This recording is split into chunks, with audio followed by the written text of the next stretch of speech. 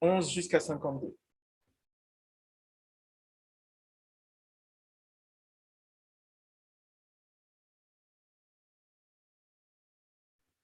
Donc, Matthieu 13, 11 à 52.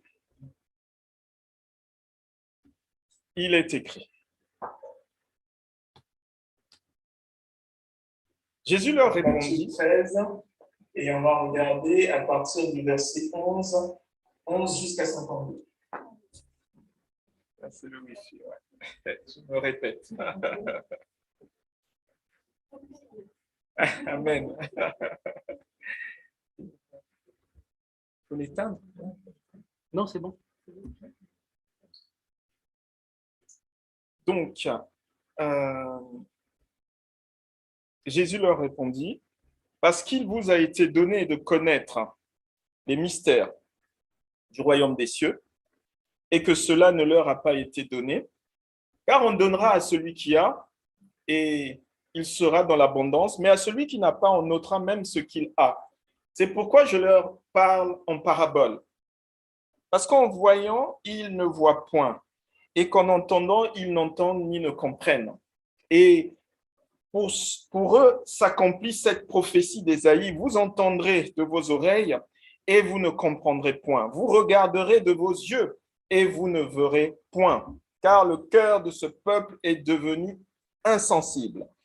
Ils ont endurci leurs oreilles et ils ont fermé leurs yeux, de peur qu'ils ne voient de leurs yeux et qu'ils n'entendent de leurs oreilles, qu'ils ne comprennent de leur cœur, qu'ils ne se convertissent et que je ne les guérisse. Mais heureux sont vos yeux parce qu'ils voient et vos oreilles parce qu'ils entendent.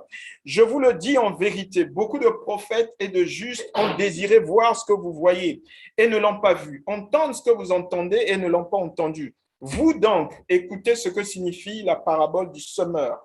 Lorsqu'un homme écoute la parole du royaume et ne la comprend pas, le malin vient et enlève ce qui a été semé dans son corps, dans son cœur.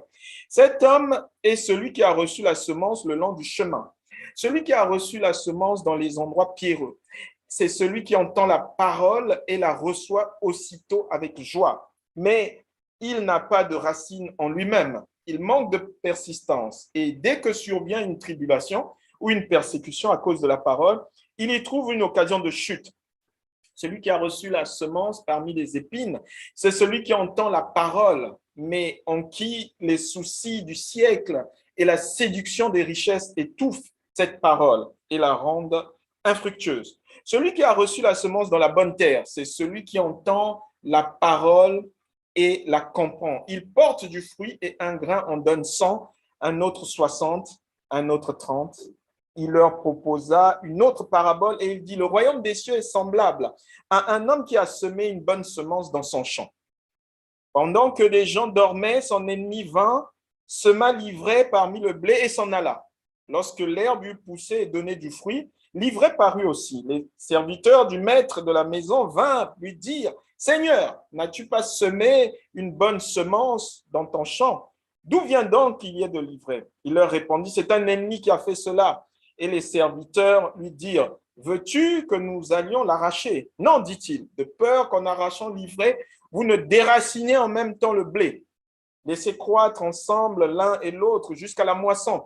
Et à l'époque de la moisson, je dirai aux moissonneurs, arrachez d'abord l'ivraie et liez-le en gerbe pour la brûler, mais amassez le blé dans mon grenier.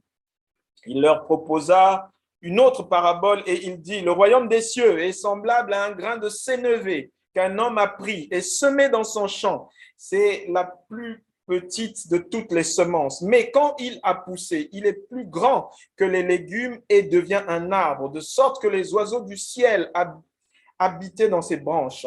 Il leur dit cette autre parabole, le royaume des cieux est semblable à du levain qu'une femme a pris et mis dans 3 mesures de farine jusqu'à ce que la pâte soit toute levée. Jésus dit à la foule toutes ces choses en parabole et il ne lui parlait point sans parabole, afin que s'accomplisse ce qui avait été annoncé par le prophète. J'ouvrirai ma bouche en parabole, je publierai mes choses cachées depuis la création du monde. Alors il envoya la foule et entra dans la maison. Ses disciples s'approchèrent et lui dirent, explique-nous la parabole de l'ivraie du champ. Il répondit, celui qui sème la bonne semence, c'est le Fils de l'homme. Le champ, c'est le monde. La bonne semence, ce sont les fils du royaume. L'ivraie, ce sont les fils du malin. L'ennemi qui l'a semé, c'est le diable. La moisson, c'est la fin du monde. Les moissonneurs, ce sont les anges. Or, comme on arrache l'ivraie et qu'on la jette au feu, il en sera de même à la fin du monde. Le Fils de l'homme enverra ses anges qui arracheront de son royaume tous les scandales et ceux qui commettent l'iniquité. Et ils les jetteront dans la fournaise ardente où il y aura des pleurs et des grincements de dents. Alors les justes resplendiront comme le soleil dans le royaume de leur Père. Que celui qui a des oreilles pour entendre, entende. Le royaume des cieux est semblable encore à un trésor caché dans un champ. L'homme qui l'a trouvé le cache et dans sa joie, il va vendre tout ce qu'il a et achète ce champ. Le royaume des cieux est encore semblable à un marchand qui cherche de belles perles. Il a trouvé une perle de grand prix. Il est allé vendre tout ce qu'il avait et l'a acheté. Le royaume des cieux est encore semblable à un filet jeté dans la mer et ramassant des poissons de toute espèce. Quand il est rempli, les pêcheurs le tirent. Et après s'être assis sur le rivage, ils mettent dans des vases ce qui est bon et ils jettent ce qui est mauvais. Il en sera de même à la fin du monde. Les anges viendront séparer les méchants d'avec les justes et ils les jetteront dans la fournaise ardente où il y aura des pleurs et des grincements de dents. Avez-vous compris ces choses? Oui, répondit-il. Et il leur dit, c'est pourquoi tout scribe inscrit de ceux qui regardent le royaume des cieux est semblable à un maître de maison qui tire de son trésor des choses nouvelles et des choses anciennes. Amen. Le Seigneur est bon, il est merveilleux. C'est un sujet extrêmement dense, le royaume des cieux, ou le royaume de Dieu d'ailleurs. Dans les évangiles, on a toujours ces deux présentations. Il n'y a que Matthieu qui parle du royaume des cieux. Tous les autres parlent du royaume de Dieu. Le royaume de Dieu, c'est ce royaume avec lequel il s'approche. C'est avec ce royaume, en fait, que le Fils est venu. Et même dans l'Ancien Testament, on voit le Seigneur s'approcher des êtres humains. Parce que c'est un royaume puissant. C'est aussi, s'il faut donner un nom, on peut dire c'est le royaume d'amour.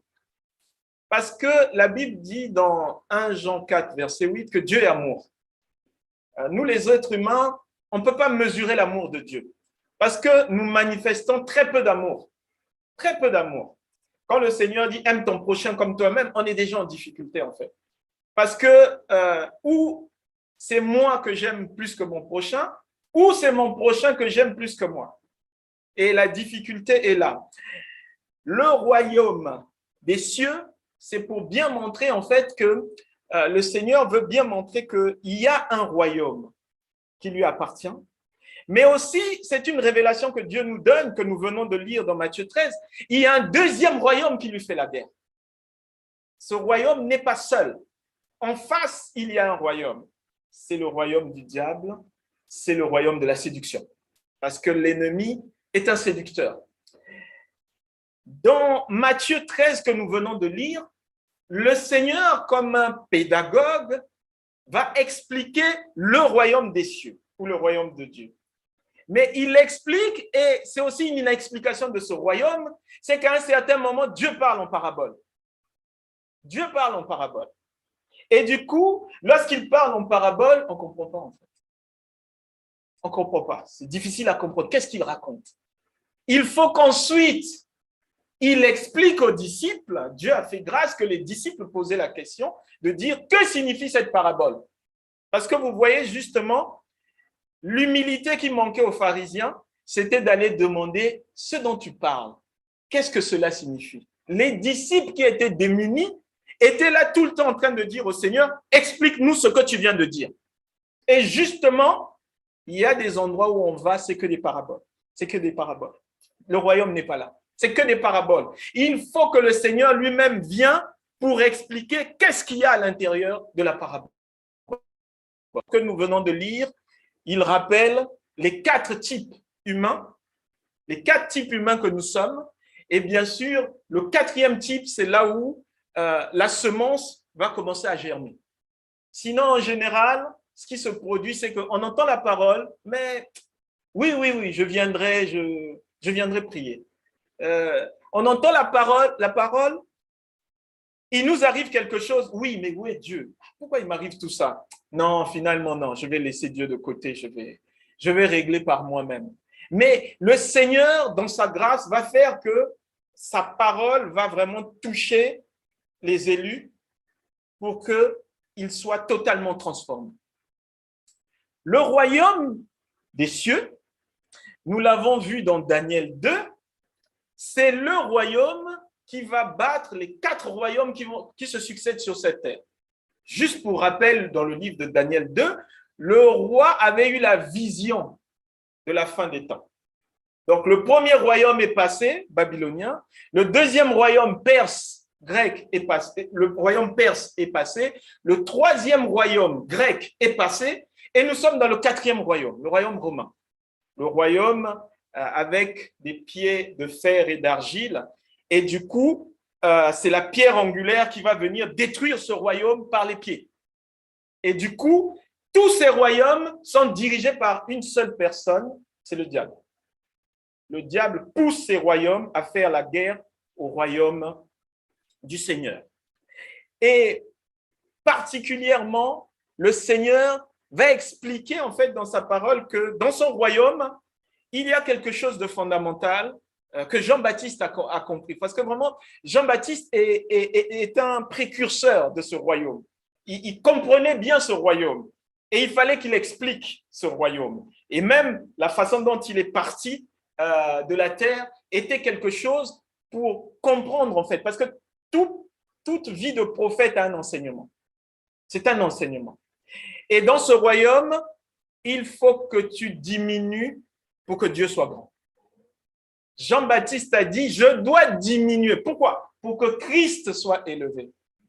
Et justement, une précision de ce royaume, lorsqu'on entre dans une communauté ou dans une église, où on ne diminue pas pour que Christ soit visible, il faut partir. Parce que c'est Christ qu'on doit voir. On ne doit voir aucun homme. C'est Christ qu'on doit voir parce que c'est le royaume de Christ. Ce n'est pas le royaume des hommes. On ne peut pas venir dire, oui, moi je connais telle chose, moi je fais telle chose, moi, mais tu ne peux pas sauver l'humanité, tu ne peux pas aller à la croix. Et même si on te dit de mourir pour ton mari ou ta femme, tu auras des doutes. Si on te dit de mourir pour ton enfant, est-ce que tu te lèveras pour dire, oui, je vais donner ma vie pour que mon enfant soit en vie? Non. Christ est mort, ressuscité, c'est pour que nous entrons dans cette victoire et du coup, il faut diminuer. Il faut diminuer. Donc, c'est un royaume dans lequel, vous l'avez bien compris, l'éternité s'exerce déjà. Le royaume des cieux, c'est pas j'attends l'éternité quand Christ reviendra, c'est maintenant que Christ agit en moi et en fait, j'entre dans ce royaume par ma conversion, par le fait d'accepter Jésus comme Seigneur et Sauveur. Je ne vais pas attendre ce qui viendra, mais j'y suis déjà. Parce que, pourquoi? Parce qu'en fait, une des attaques de l'ennemi consiste à présenter son royaume comme un royaume neutre. C'est d'ailleurs très propagé dans la doctrine catholique. Il y a un endroit où on peut être dans un purgatoire et on prie, et ensuite on quitte le purgatoire et on va vers Dieu. Et du coup, l'ennemi fait souvent croire que ce n'est pas important que tu suives le Seigneur. Tout ce qui est important, c'est que tu ne fasses pas trop de mal sur cette terre. Et c'est bon, tu seras quand même avec le Seigneur. Mais ce n'est pas vrai. Ce n'est pas vrai. Parce qu'en fait, il n'y a rien entre les deux royaumes. Il y a ou le royaume du diable ou le royaume de Dieu. Mais au milieu, il n'y a rien. Ou je suis avec le Seigneur, ou je suis contre le Seigneur. Mais l'ennemi fait croire que je peux être au milieu. Je suis en zone neutre. Donc, il n'y a rien là. Je ne fais pas des grosses mauvaises choses, donc il n'y a rien du tout. Non. C'est ou avec le Seigneur, ou contre le Seigneur. Le royaume de Dieu est un royaume dans lequel les sujets, ce sont les enfants de Dieu. C'est pour ça qu'il a dit, laissez venir à moi les petits. Parce que justement, si tu n'es pas petit, tu ne peux pas entrer dans son royaume. Tu dois avoir la taille, c'est-à-dire, comprenez bien les révélations du Christ. Christ, qui est grand, est venu sur la terre, mais il y a une différence entre l'arrivée de Christ et d'Adam. Adam est venu, il était déjà à l'état adulte. Christ est venu, il était enfant, bébé. C'est-à-dire qu'il fallait qu'il réexplique que Adam devait d'abord être un bébé pour grandir. Pourquoi? Pour entrer dans le royaume. Et Adam est devenu bébé à un certain moment, comme Ève. C'est quand ils ont mangé le fruit défendu. Là, maintenant, ils sont redevenus des petits-enfants. Pourquoi? Parce qu'ils avaient besoin de la grâce de Dieu. Je veux dire à quelqu'un que je parle de la nouvelle naissance. Nous sommes dans Jean 3. Nicodème avait du mal à comprendre ces choses. Il faut naître d'en haut. C'est-à-dire que physiquement, je peux avoir 40 ans, mais je ne suis pas encore né. Mais quand j'accepte Christ dans mon cœur, c'est là que je suis né maintenant, que je commence. Christ change mes couches. C'est lui qui me donne le bain. Il me donne à manger. Je ne comprends pas au début. Pourquoi je lis ces textes? Je ne comprends pas la parole. Je ne viens pas, je me retire, je ne comprends pas. Petit à petit, il me fait comprendre l'importance de la parole de Dieu. Petit à petit, il me fait comprendre l'importance de la louange. Petit à petit, il me fait comprendre l'importance de l'adoration. Et je commence à marcher et je commence à lire des textes. Je commence à retenir des textes. Je commence à parler de la grandeur de Dieu. Je commence à grandir. Mais je suis entré petit. Et c'est pour ça d'ailleurs qu'il a dit une chose surprenante, qu'il fallait qu'il explique lui-même. Quand vous voyez les hommes, il n'y a pas plus grand que Jean-Baptiste. Donc là aussi, je veux dire encore à quelqu'un que si quelqu'un dit qu'il est plus grand que Jean-Baptiste, il a offensé Jésus. Parce que Jésus a dit qu'il n'y a pas plus grand que Jean-Baptiste. Donc même Moïse ne pouvait pas dépasser Jean-Baptiste. Donc, si quelqu'un vient, moi je suis apôtre, je suis prophète, je reçois des choses extraordinaires, il faut lui demander, tu es plus grand que Jean-Baptiste? S'il dit oui, je suis plus grand, frère, c'est le moment de recevoir Jésus, parce que tu ne le connais pas. Tu ne peux pas dépasser Jean-Baptiste. Tu ne peux pas dépasser Jean-Baptiste. Mais il dit une chose encore extraordinaire, c'est que dans le royaume, il est le plus petit. Et pourtant, sur terre, on ne peut pas dépasser Jean-Baptiste. Mais dès qu'on entre dans le royaume des cieux, Jean-Baptiste est petit. Il est tout petit. Parce que ce qu'a fait Jean-Baptiste, c'est ce que feront tous les enfants du royaume. Amen. Alléluia. Merci Seigneur. Parce que la grâce vient de lui-même. C'est lui-même qui fait grâce à chacun d'entre nous. Le royaume des cieux s'est approché parce que lorsqu'on voit dans les évangiles, dans Luc 11, verset 20 et dans Luc 7, on voit comment le Seigneur chassait les démons. Parce que l'ennemi s'était complètement implanté sur terre. Il s'est implanté sur terre. Et quelle est la manifestation de l'implantation de l'ennemi sur terre? C'est l'activité démoniaque. Il pilule. Et du coup, tellement il pilule, le camp d'en face n'arrivait plus à repousser en fait. Il n'arrivait plus à repousser. Et du coup, le Seigneur lui-même vient. Lorsqu'il arrive, j'aime ces choses. Il n'a même pas besoin de s'exprimer. C'est les démons qui disent « Que nous veux-tu, Jésus, fils de Dieu ?» C'est les démons eux-mêmes qui disent « Non, lui là, non. Non, pardon. Ah, pardon. » Parce qu'il est là, il est puissant. Et c'est ça son royaume. C'est un royaume de puissance. C'est un royaume de puissance. Rien ne peut arrêter ce royaume. Rien ne peut arrêter ce royaume parce qu'il est éternel et le royaume du diable est un royaume dans le temps. Parce que c'est un royaume qui s'arrêtera. Il prendra fin au jugement dernier. Son royaume s'arrêtera. Il sera totalement anéanti. Mais il fait croire qu'il est éternel parce que c'est un séducteur. Il est dans la séduction. Il est dans le mensonge. Remarquez une chose très surprenante. Comment l'ennemi a même pénétré les milieux chrétiens avec cette idolâtrie, avec cette secte qui pilule, qu'on retrouve dans tous les pays. Je vous parle 3 secondes de la franc-maçonnerie. La franc-maçonnerie est présentée comme quelque chose d'humanitaire. On aide les gens démunis. A priori, si on dit à quelqu'un, entre, parce qu'on aide des gens démunis, en tant que chrétien, je peux dire, moi aussi, le Seigneur m'a dit qu'il faut aider les pauvres. Mais ce qu'il y a derrière, la réalité spirituelle qu'il y a derrière, c'est qu'elle est luciférienne. Au début, Lucifer ne vient jamais dire « je suis Lucifer, je suis le diable ». Non. Il vient toujours te dire « je suis comme Jésus. Moi aussi, j'aime les gens ». Et quand tu entres à l'intérieur, c'est ensuite qu'on va te faire maintenant des choses particulières. Pour certains, on te demandera d'être homosexuel. Pour certains, on te demandera de donner des enfants. Pour certains, on te demandera de rester attaché à de l'idolâtrie intense. Mais ces choses-là, on ne les présente jamais au début. Et justement, si quelqu'un est dans ces choses, il est du royaume du diable. On ne peut pas être dans ces choses et penser qu'on est avec le Seigneur. Non, non, non. Non, c'est une ruse. C'est une ruse. Attends, souvenez-vous bien des 4 cavaliers sataniques des derniers temps. Le premier cavalier blanc, lorsqu'il vient, c'est un séducteur. Il ressemble à Jésus. Si tu ne fais pas attention aux détails, tu ne vas pas voir la contrefaçon. Tu vas entrer tête baissée et le portique se referme derrière. Le royaume du diable est un royaume de séduction.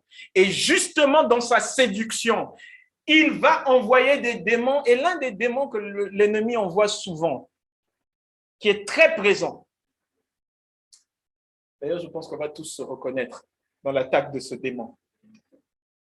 C'est l'instabilité. C'est l'instabilité. Dieu est stable. Il n'y a pas de variation en lui. Mais nous, les êtres humains, nous sommes instables. Je fais pas. Je vais pas. Et du coup, ces éléments démoniaques viennent en fait mettre de l'instabilité en nous. Et du coup, à chaque fois, il y a des choses que tu te dis, mais pourquoi je ne l'ai pas fait? Pourquoi je n'arrive pas à me maintenir dans ma relation avec le Seigneur? Pourquoi? Parce qu'il y a l'esprit d'instabilité. C'est un esprit. C'est un esprit. Parfois, on peut dire, ça vient de moi. Je suis fatigué. J'ai du mal à me lever. Non, non, non, non, non. C'est un esprit que l'ennemi envoie. Et cet esprit-là nous fait venir, repartir. Venir, repartir. Venir, repartir. Je me connecte pas. Je lis ma Bible, je lis pas ma Bible. Je prie pas. C'est un esprit d'instabilité. Parce que le Seigneur, à chaque fois, dans la progression du royaume, si je suis stable avec Dieu, je progresse très vite. Je passe une semaine dans l'adoration, le dimanche, j'ai progressé. Je passe une semaine dans l'instabilité, je régresse. Je ne cesse de régresser en fait. Les choses évidentes deviennent difficiles. Si j'arrivais à prier 20 minutes, dans l'instabilité, je repasse à 10 minutes. Si je continue dans l'instabilité, je passe à la procrastination. Si je continue dans l'instabilité, Dieu est bon, il est miséricordieux. Si je ne prie pas, ce n'est pas grave. Voilà ce que l'ennemi veut nous mettre dans le cœur. Parce que ce sont des esprits qu'il envoie en fait. Le combat est extrêmement féroce. Mais Christ est venu, il a dit une prière. Une prière que nous répétons souvent et parfois est-ce qu'on se souvient de ce que nous disons? Nous disons dans le Notre Père que ton règne vienne. Mais pourquoi le règne de Dieu doit venir? Parce que maintenant, il faut qu'il intervienne. Ce n'est pas demain que Dieu doit intervenir, parce que demain, ce sera trop tard. Il faut que le règne du Seigneur vienne maintenant pour remettre une stabilité dans nos vies. Là où l'ennemi est venu déstructurer, là où l'ennemi est venu introduire le péché, eh bien, le Seigneur va par son règne mettre une stabilité à l'intérieur de nous. Nous entrons dans ce royaume par le fait d'ouvrir notre cœur à Jésus-Christ, par la nouvelle naissance, et lui-même combat pour nous parce que tout ce qu'il veut, vous savez que c'est aussi une illusion. L'ennemi utilise beaucoup les armes qui sont dans le camp adverse. Parce qu'en fait, vous devez bien comprendre que le royaume du diable n'a pas d'armes. Pour avoir des armes, des munitions, ils sont obligés d'aller du côté du Seigneur pour aller retirer des bénédictions, pour aller retirer des forces et pour pouvoir combattre encore contre ce royaume-là. Et du coup, ce qui se passe souvent, c'est que les enfants de la lumière, les enfants de Dieu, laissent l'ennemi, en fait, laissent l'ennemi entrer. Ils laissent l'ennemi entrer. Je sais que le Seigneur m'a établi. Je sais que le Seigneur m'a donné des bénédictions, mais je vais douter des bénédictions de Dieu. Que fait l'ennemi? Il aime quand il y a le doute. Parce que justement, les bénédictions qui t'étaient destinées, c'est celle-là qui va venir récupérer. C'est comme ça qu'il a fait avec Adam et Ève.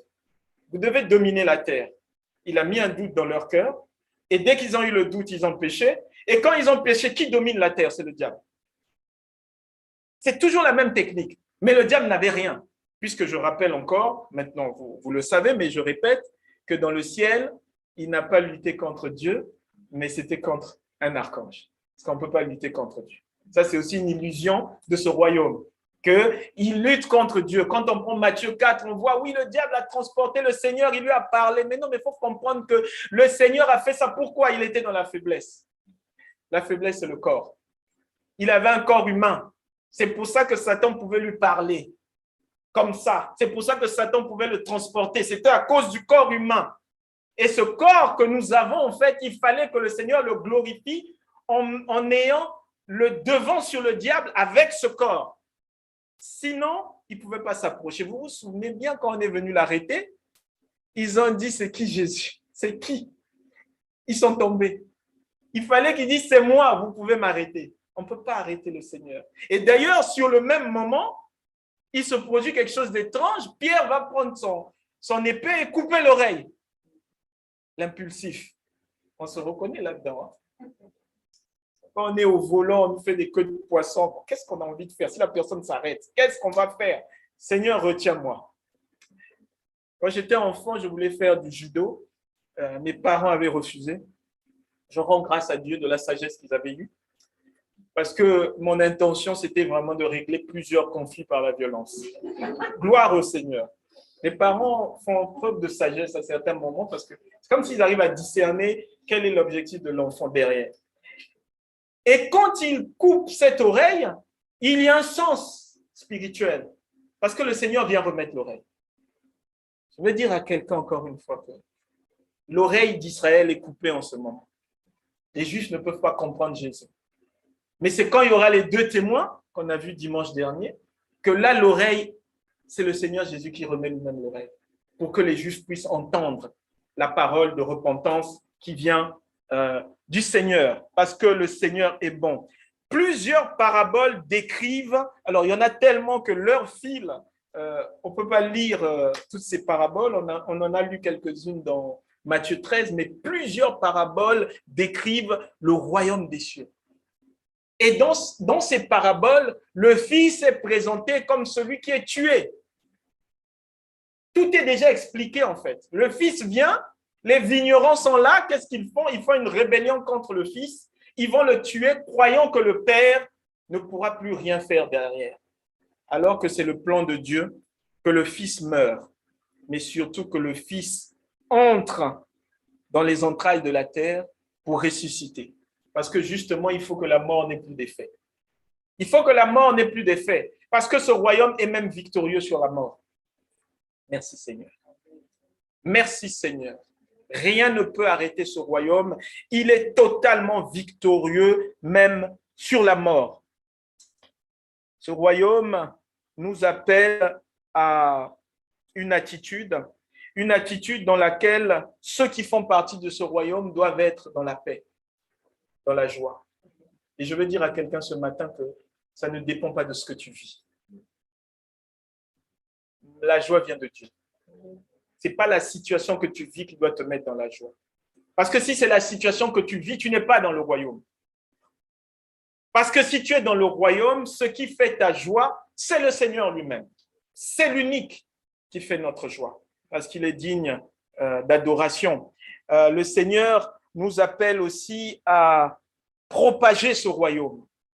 On a parlé de l'évangélisation d'hier, mais chacun d'entre nous, le Seigneur met des paroles pour évangéliser, pour partager avec des personnes qui peut-être ne connaissent pas encore ce royaume. Parce qu'il y a eu beaucoup de contrefaçons. Vous savez qu'il y a beaucoup de fausses églises. La dernière fois, c'est la sœur Élodie qui nous témoignait que ses collègues de travail lui posent beaucoup de questions. Et dans ces questions, il revient souvent, mais on voit que dans des églises, il se passe des choses. Quelles choses se passent-ils? Oui, dans l'église catholique, il y a la pédophilie. Oui, chez les protestants, il y a des pasteurs voleurs. Mais oui, c'est vrai. On ne peut pas nier en fait que ça existe. Mais ce sont des fausses églises. Parce que même dans le milieu catholique, quelqu'un qui fait ces choses n'est pas quelqu'un qui est dans le royaume. Il ne doit pas se comporter comme ça, parce que justement, la doctrine interdit de se comporter comme ça. La doctrine interdit de faire ces choses. Mais je veux dire aussi à quelqu'un que dans ce royaume, nous pouvons être amenés à souffrir pour ce royaume. Ça, c'est la partie difficile. C'est la partie qu'on n'aime pas.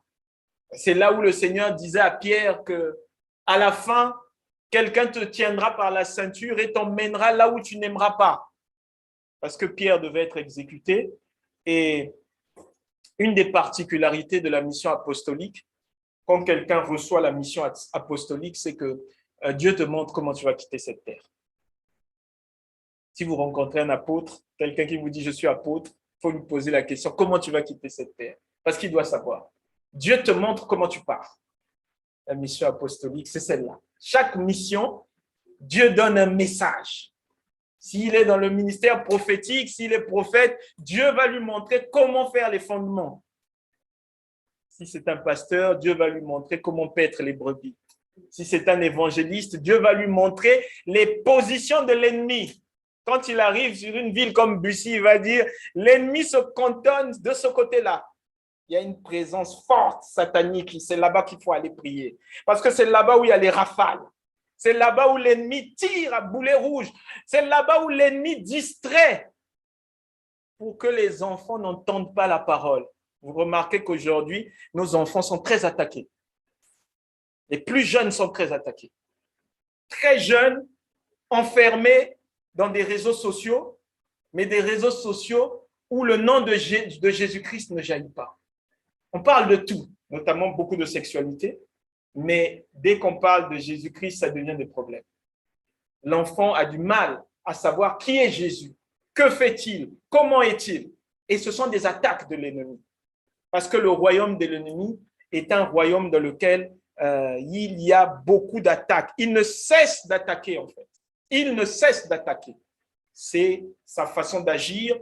Mais le royaume d'en face, le royaume de cieux, est un royaume puissant, mais les armes ne sont pas toujours bien utilisées. Éphésiens 6. Éphésiens 6, les armes ne sont pas toujours bien utilisées. Je peux témoigner, j'ai prié avec un frère que certains connaissent, que j'ai rencontré par Nathalie, le frère Thierry. Le frère Thierry, en priant, il m'a dit à un moment donné, mais le Seigneur me montre que ton armure a été endommagée. Je lui ai dit, mais comment tu vois ces choses? Il m'a dit, si, ton armure a été endommagée. Je lui ai dit, c'est vrai. C'est vrai qu'en quittant l'église de Bussy, oui,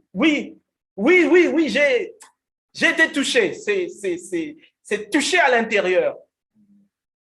Mais là où le Seigneur fait grâce, c'est qu'il dit, ton armure est en train d'être restaurée. Amen. Donc, je veux dire à quelqu'un que la vie que tu as traversée, l'ennemi t'a endommagé, mais Christ te restaure. Amen. Christ te restaure et il te met face à tes responsabilités parce que le Seigneur veut aussi que dans la disposition de son royaume, et je termine par là, que chacun soit à son poste. Il faut être à son poste. Et il ne faut, parce que l'ennemi là aussi vient mettre la distraction. Quelqu'un qui est destiné à avoir un poste d'intercession, il va peut-être le pousser à aller vers la louange. Pourquoi? Parce que c'est comme une équipe de foot. Si je ne suis pas attaquant, je ne dois pas aller au niveau de l'attaque. Et du coup, le Seigneur a disposé ses troupes. Et souvent, l'ennemi vient mettre le désordre dans la disposition, en fait. Quelqu'un ne va pas retrouver son poste. Mais quel est ton poste dans le royaume des cieux?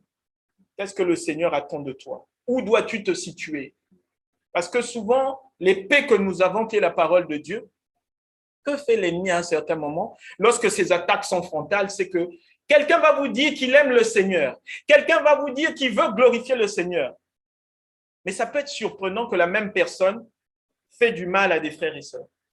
C'est-à-dire que l'arme est retournée contre le royaume. Ça, c'est l'ennemi qui fait ça. Il va pousser quelqu'un à retourner en fait ce que Dieu lui a donné. Au lieu d'attaquer en face, il se retourne contre ses propres frères. Et ça, l'ennemi pousse souvent à le faire. Et c'est pour ça que le fait de prier, le fait de chercher la face de Dieu, le fait de demander la volonté de Dieu, parce que nous sommes très charnels, mes frères et sœurs, souvenez-vous bien, nous sommes très charnels. Il y a des moments même où nous pouvons avoir une vision, mais qui est une vision charnelle, parce que c'est moi qui le veux. Est-ce que je soumets cette vision au Seigneur pour qu'il montre? Nous sommes très charnels. Je me souviens quand le Seigneur m'avait mis à cœur de commencer à implanter des églises. Moi, je mettais dans le temps. Je disais à Bussy, dans 3 ans maximum, j'irai. Vous voyez, c'est charnel. Parce que je n'ai pas prié et j'ai dit, Seigneur, quand il faut partir? Vous voyez, soi-même, on se fait, c'est-à-dire on a reçu qu'il faut implanter. Parce qu'après, ici, il y aura d'autres implantations. C'est la prophétie. Mais à quel moment ça va se faire, c'est Dieu qui doit te dire. Ce n'est pas moi qui peux décider, parce que sinon, je suis charnel. Et la preuve, ce côté charnel m'a coûté cher. Je suis resté trop longtemps. Vous voyez, le Seigneur, il est bon, il est merveilleux. Et je veux dire à quelqu'un que ta vie dans ce royaume est une vie de joie. Je veux dire à quelqu'un que ta vie dans ce royaume est une vie d'émancipation. Je veux dire à quelqu'un que ta vie dans ce royaume est une vie de bonheur. Je veux dire à quelqu'un qu'au nom de Jésus-Christ, les esprits d'instabilité s'arrêtent aujourd'hui au nom de Jésus-Christ pour la gloire de son nom. Je veux dire à quelqu'un que ta vie, c'est pour que Christ rayonne à l'intérieur. Que Dieu vous bénisse. Amen. Amen. Amen.